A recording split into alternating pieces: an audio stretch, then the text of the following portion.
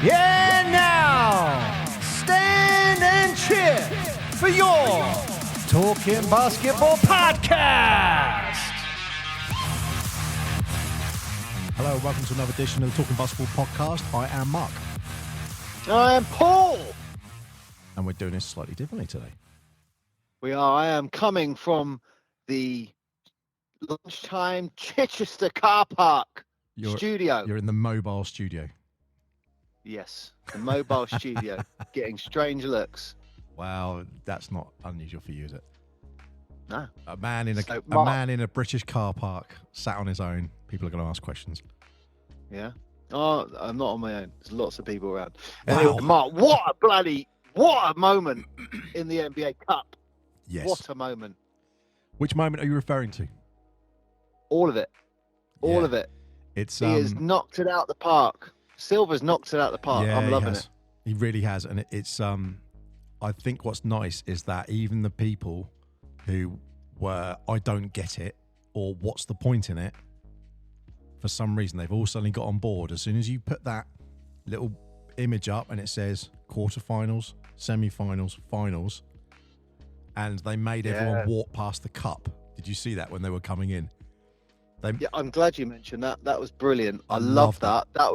He's like the World Cup where you walk past and you're going to pick it up or you're not going to be picking up. But I loved it. Yeah. I like when LeBron walked past it. Well, one of the times he walked past, didn't look at it, and I was like, it's an interesting psychological moment. Oh, it is. Because do you look at it? Do you touch it? And you look at other players, like when Zion walked past, he looked at it like it was oh wow, how cool is that? He might say childish, but like childlike. He looked really like, oh, wow, look at that. That's cool as a trophy. Yeah. Like, he looked really excited, and I really like seeing that because he looked really jazzed up for it. And then you get people like Anthony Davis who was pretending to be cool, and you're like, no. Well, that moment is a real individual psychology moment, isn't it? Like how people will react. Now, did you see there's a clip floating around where they had some of the players and they put some Vegas chips and they were getting them to guess how many chips are in the top of the dish, and all the players were coming off the court from practice and they had to guess. It was like 300, I think, in the end. Spoiler alert. But they're all guessing it, and some of them came out like you think, God, your maths is terrible. But one of them, I think it was Lillard as well, and they went up to it and they were like, oh, that's cool. Okay, he was looking at it and he was touching it, and one of the reporters was like, oh man, hey, don't touch it. That's bad luck, you know. He's like, nah, don't worry about that. And floating the clips around, you're like, oh, okay. Yeah, but like that's where all this superstition comes in and stuff like that. I mean, I've seen players in the World Cup, they'll touch it, they'll kiss it before a match, and you think, you know, I don't know, that's like an individual thing, isn't it? But I think that's the thing they've done well with, certainly with the design of the trophy itself. I think that's why they've done it so well, because like the World Cup, it's something where you look like you want to hold it and hoist it up. Some trophies aren't quite like that. This one is one you go, I want to hold that. Yeah, I really like the trophy. Yeah. Not so keen on the MVP one, but the actual cup trophy is really nice. I like it. I love it. Yeah. Yeah, I think, and it's unique. You look at it and go, you know exactly what it is straight away. Oh yeah, 100%. And it looks modern. It looks modern without looking tacky. I think they've done a really good job with it. But yeah, what an exciting. Well, it's going to be interesting to see what's going to happen in Vegas, because, like, you know, like I was saying to you the other day, you know, you're going to Indiana, you're in those kind of places. They're going to be, you know, Milwaukee was the same. It's going to be rolled up, isn't it? It's going to be exciting. Yeah. And I was always curious what the atmosphere was going to be like going into Vegas, because our experiences of NBA games in the UK, I'm not going to say are bad, but the atmosphere is not there. The atmosphere is not there because the crowd aren't educated. They don't know what I'm going to do. Well, also British, I think we're quite reserved as well in that kind of atmosphere. But I kind of wondered if that would be the same for the semi-final and the final, because you're not going to get the home fans, and it's going to be more. I guess the it'll be a proper basketball spectator, if you know what I mean. What I'm saying. Yeah. But I was really surprised. The atmosphere was bang on point. And yeah, lots of moments where the crowd are really up for it. There's definitely clearly neutral courts. People rooting for certain people, but yeah. Yeah, neutral ground. That's a weird thing, isn't it, in a way? Because no one's at home, so you haven't got any home fans. Yeah, I guess but, LA, the atmosphere was there. It's great. LA is it was really good. One of the closest places to that. Actually, LA, Phoenix, and stuff. They're all probably the closest places to Vegas. Well, when we say close, it's not like a football, like where we drive 30, 40 minutes up the road. I mean, like that's them getting on a plane to get to these places, isn't it? Yeah, so maybe 5-hour drive or whatever it is, I guess, from Vegas to LA, but you know what I really liked, and Knicks might do this, I can't remember, but I really liked the way in the actual arena they blacked out the crowd. It's really unusual. I love that. Yes. I think maybe some of the BBL teams do it. I think Manchester might do it. I think Plymouth might do it as well. Yes. But it was really unique because it was blacked out.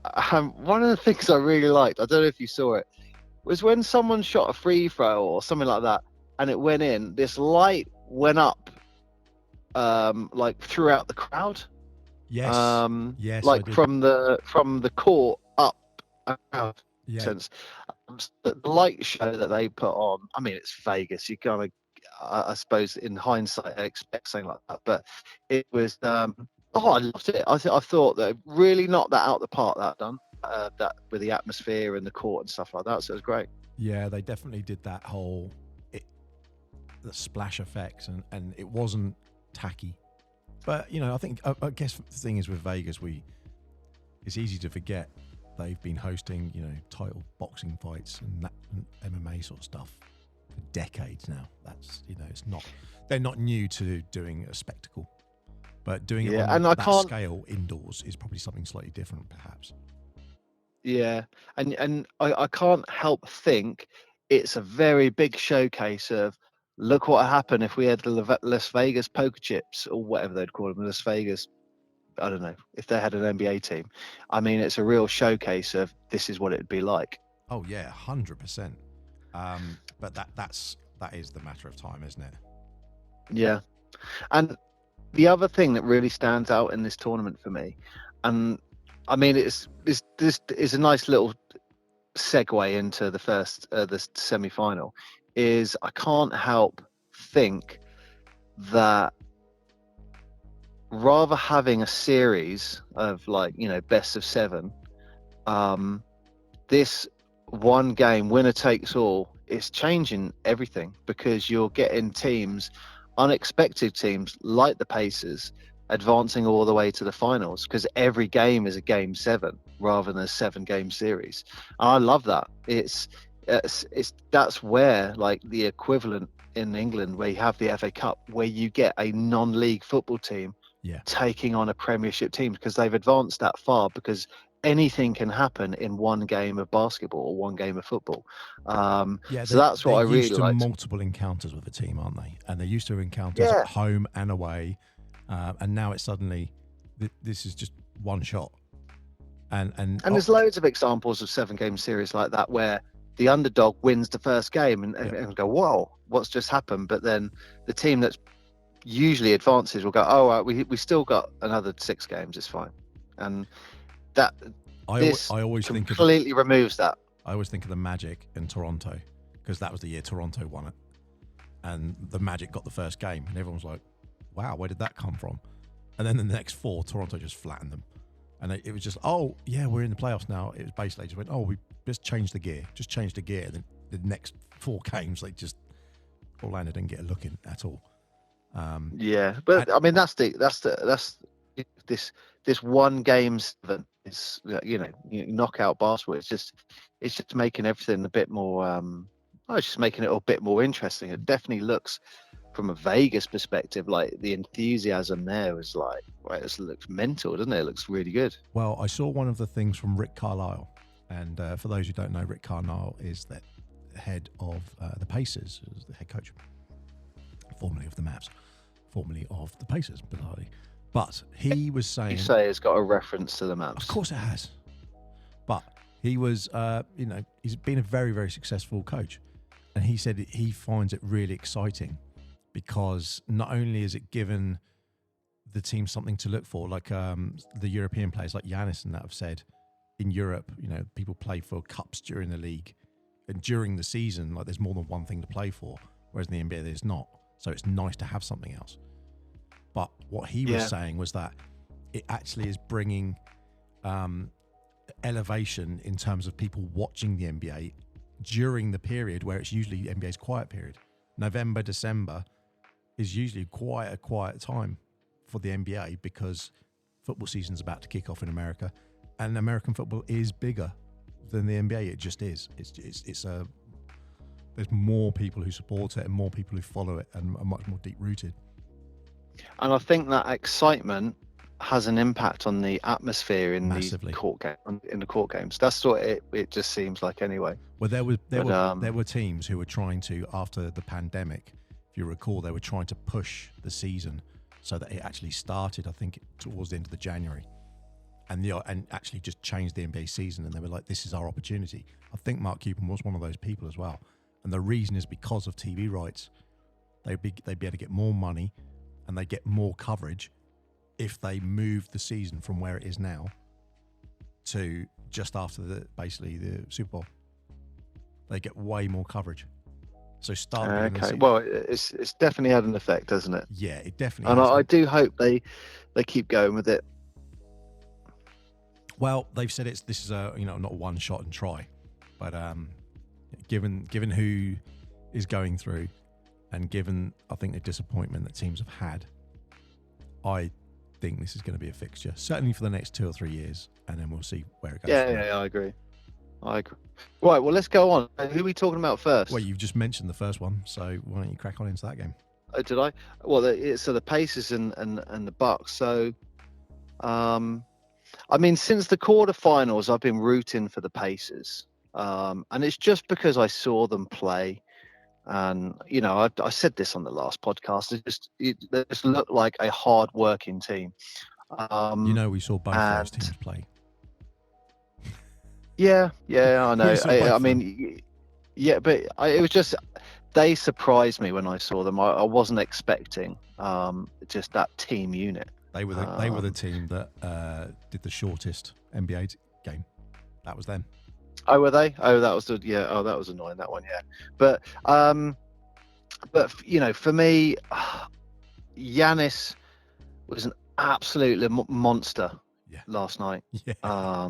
So I say last night. Is that what it'd be for? Oh, I don't know. Well, today for us, really, isn't it? It is this morning. Yeah. But he was an absolute monster, and he ended up with 37 points and 10 rebounds and 2 assists. But I've got to talk about Damian Lillard because in the third quarter, they were down. I want to say they were down by like 12 points, maybe more. And Lillard's shooting was absolutely on point, and that's when the Bucks took the lead. And Damian Lillard, he's absolutely on fire. And then whatever happened in the fourth quarter just destroyed Milwaukee's chance of winning. So from what I could see, just looking at some of the numbers here. I've got the stat for the Bucks, 5 turnovers. Yep. They had 5 turnovers in the fourth quarter, which resulted in 10 points. They were out rebounded by the Pacers in the fourth quarter massively.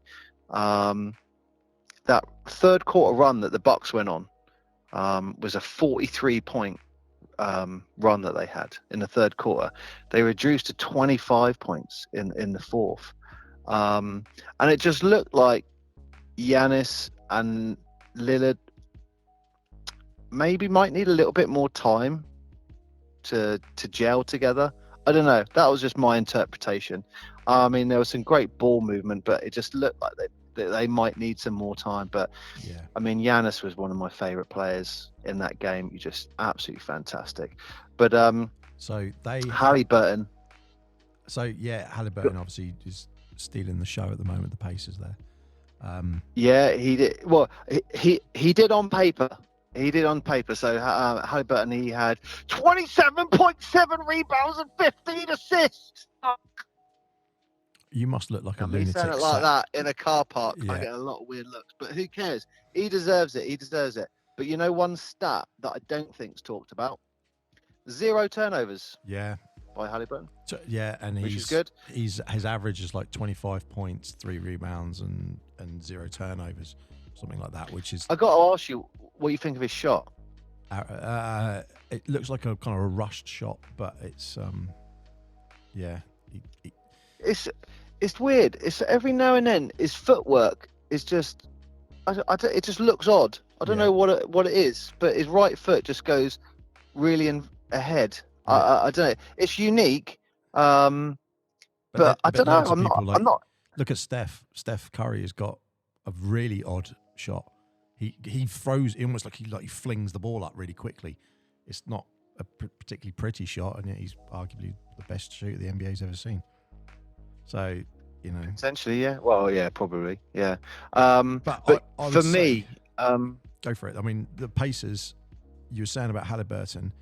Just to say on that, he's one of the only players to have done that 3 games in a row, more than 25 points, 0 turnovers. I don't think they've had. They said that's like a new thing in history, because just no one does that with turnovers.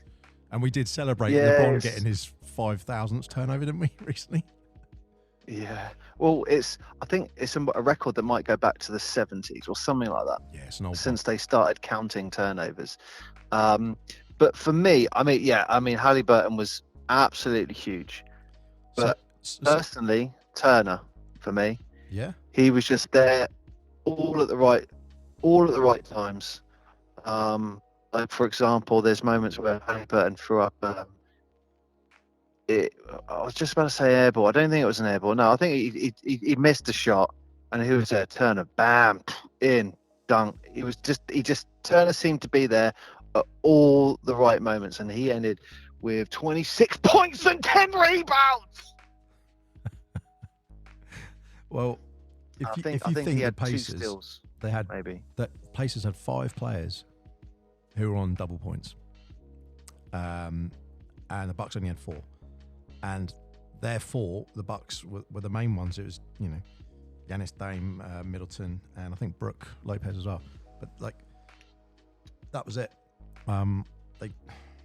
It's a shame really, because I think if you look at it realistically, the Pacers were playing yesterday like the Bucks should play, and it's almost, although the Pacers don't have the stars in brackets, that they are the team that the Bucks want to be, because they are really effective in putting in a team performance. The Pacers got to that point by, you know, beating the Celtics, and when they beat the Celtics, they had 7 players in double points. 7 players, and those 7 players, they only were playing with a team of 9 in that Celtics game.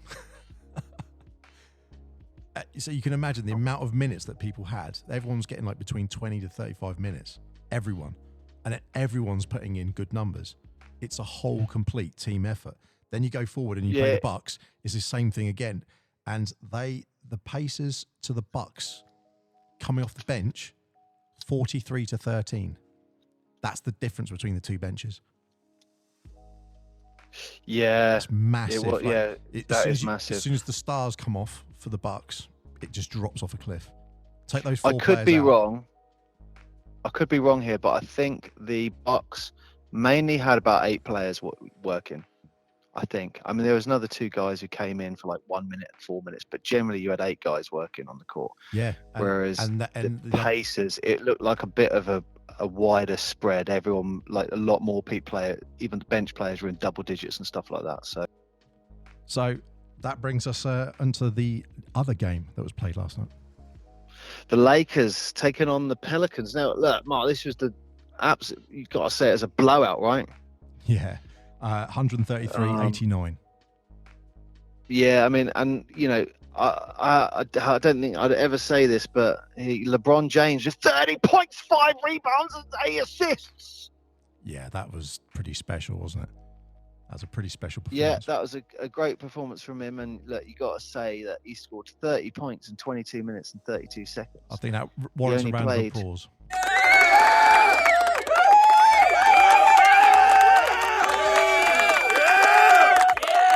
We don't give LeBron applause that often. So.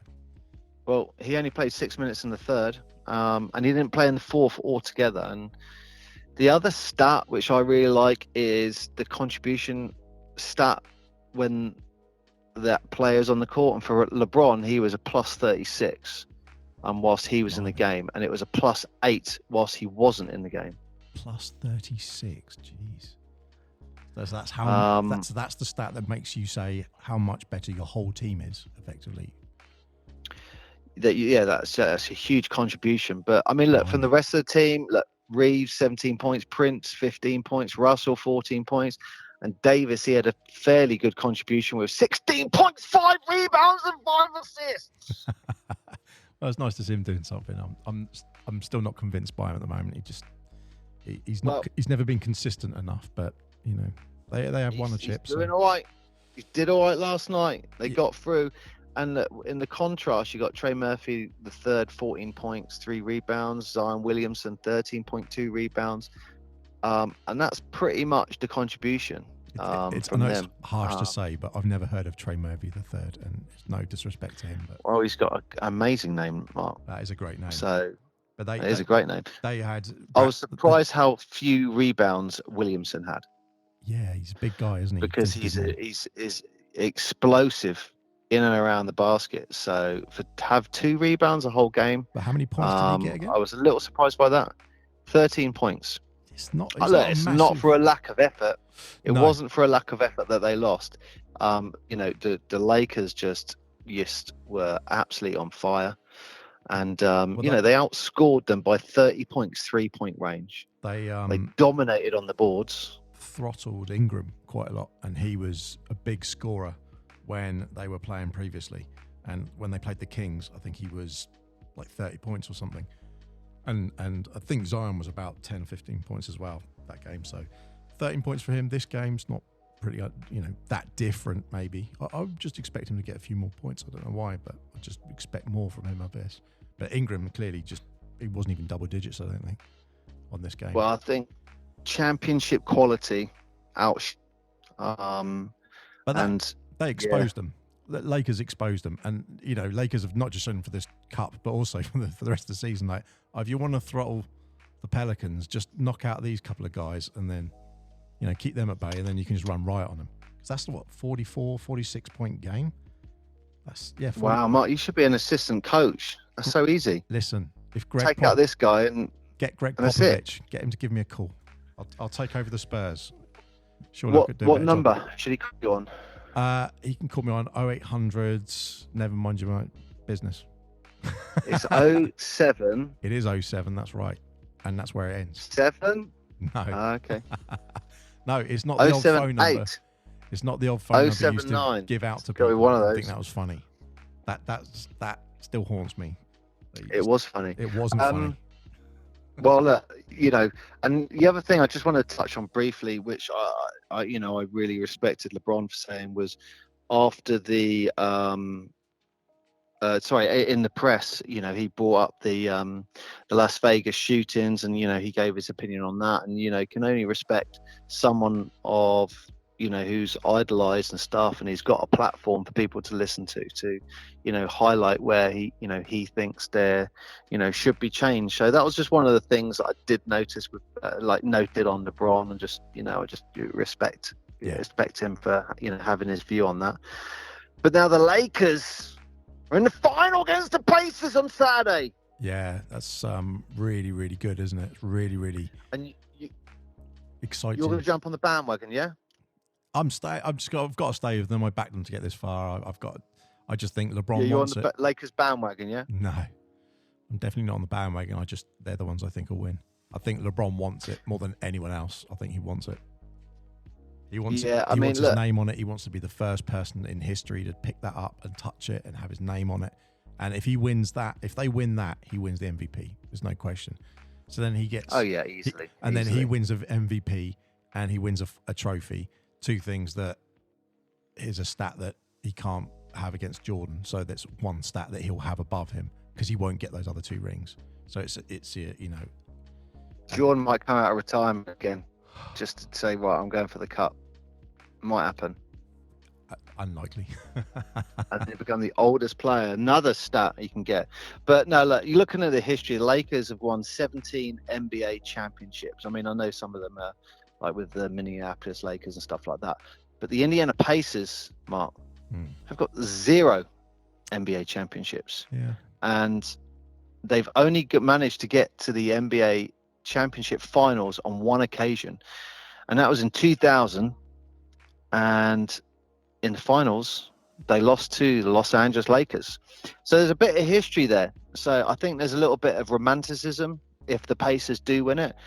And I know people talk about LeBron's legacy and all of that, but you got to argue LeBron, by getting to the final, his legacy is part of this first NBA Cup, because if the Lakers win it, okay, yeah, he's going to probably get MVP, and, you know, one of the all-time greats is going to be established as the first winner of the NBA Cup, which will just enhance that trophy throughout the years, I think. But if it doesn't win and the Pacers win this trophy, well, some of his legacy is being beaten in championship finals. So I still think you have that bit of legacy of LeBron will always be associated with this first ever NBA Cup, no matter what happens now. Yeah. Personally, I've been sticking with the Pacers, so I'm going to stick with the Pacers now. And I'd like to see him win it, because it then again highlights anyone can win. Like, it's that one game, winner takes all kind of thing, like round, and in any game anything can happen. And you know, especially that last game, Turner, for me, I thought was exceptional. But you know, Halliburton, it's got to be in contention for that MVP at the moment if they win. So let's see what happens.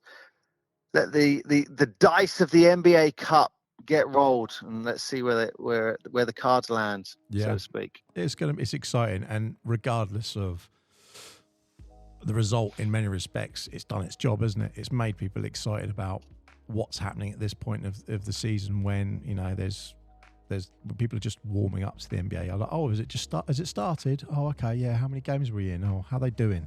You know, some people are just warming into the NBA and really don't pick it up until around Christmas and thereafter. You better turn your TV on Saturday, because that is when the finals played. Well, Sunday morning for us. Rumour has it that they're playing it a bit later because there's a badminton tournament on first. Wow. That is a Can disgrace. Can you imagine if someone said, oh, this is the court we've got, and it had badminton lines on it? Can you imagine that? They'd be like, what's this? This is not Maybe acceptable. they should do a retro one with like faded badminton lines. Yeah, so make it look like an old school sort of one. Anyway, people would love it. They've done all these really bright, fancy ones. I don't know what the final one's actually going to be. I think it's its own unique thing, isn't it? The floor. Yeah. I can't remember what the floor was last night. I know was it a purple stripe for the Bucks and the Pacers one? So maybe they bring the two courts together. I can't remember off the top of my head. I can't remember what the courts were. But I think I will be ignoring all. I'll be coming off the Matrix, and then Sunday morning I'll watch the game. Yeah. Effectively, like it is live. I think it's worth you saying that. It's the hardest thing to do at the moment, because even if you unclick the scores on NBA, the apps, sometimes they forget that, and then you open it up and then bang, it's there. Or you go on Instagram. Oh, it's so difficult from this side of the pond. Yeah, so difficult, because you literally just got to come off everything, like Facebook. You got to come off everything, especially with a final like this. Like, you got to wake up in the morning, do not touch your phone, do not check messages, because you'll get one person message you going, "Do you see LeBron? We lift that trophy last night," or whatever it is. Or it'll be the BBC. You just got to just come off everything. It'll be the BBC or something saying, "Lakers fall to so and so," and you're like, "What?" Look, if you don't want to know the results, just don't go looking for news or social media. wake up on Sunday morning, go downstairs, just watch even if it's the highlights, watch them fresh. That's what I'd say. Just so or the extended highlights, but I'll be watching the game Sunday morning. Yeah. So right, that's it, Mark. Yeah, we doing an update on Sunday. Yeah, we've got another one coming, and let's talk about the Pacers win. Yeah, we'll see. But yeah, we'll have how many points you going, Pi? Oh, I think this will be a sub 10 points. I don't think it will be a blowout. I think this will be a tightly fought game, maybe 6 or 7 points, maybe. I agree, and I'm going to continue with my trend. Actually, no, I'm going to disagree. Just to disagree, I'm going to say Pacers win by 10 points. Okay. Then it's slightly different. Yep. So you're saying Lakers by less than 10? Less than 7. Do it that way. So in that way, you've got that ambiguous no man's land in the middle. I'm going to change mine and say Pacers by 8 or more. Yeah, all right, okay. Right. Well, I'm signing off from my lunchtime studio.